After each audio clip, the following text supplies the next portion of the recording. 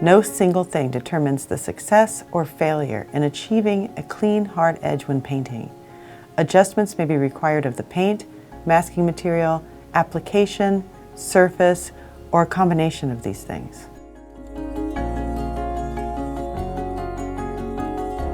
First, how smooth or textured is the surface that you are masking? It is generally easiest to achieve a clean edge on a smooth surface, but we will demonstrate how to be successful over texture as well. Second is the viscosity or thickness of the paint being used. You may need to alter your technique to suit your choice of paint or medium. And third, the masking material used to create the desired edge effect. For best results, choose removable materials designed for this purpose. Here are some common failures caused by using an ineffective technique or no mask at all.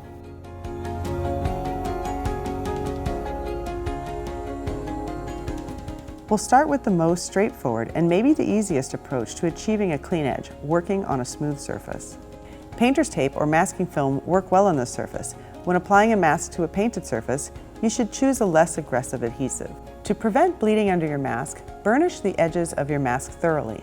In this demonstration, we are applying a transparent medium of a matching sheen to the surface of the underpainting and allowing it to dry to the touch. Sealing the edge of your mask is especially important when using thin, more fluid paints and is generally a best practice for achieving a clean edge. With thinner paint applications, you may get away with letting them dry longer before removing the mask. However, do not allow the paints to dry too long, as the paint layer can become more difficult to remove cleanly once the paint has cured. On a more textured surface, getting a clean, hard edge can take a little more care and preparation. In this situation, it is important to use a high-quality masking material for best results. Burnish and fully seal the edge of the masked area and allow it to dry to the touch. As the thickness of a color or medium being used over the mask increases, it becomes more important to remove the mask while the color and the medium are still fairly wet and well before it has a chance to cure. Pull the mask off at a high angle away from the wet paint.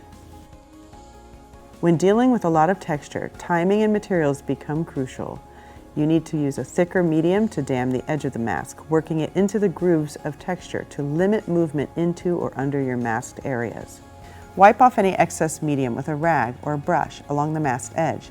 Allow the medium to set up so that it is dry to the touch before applying color.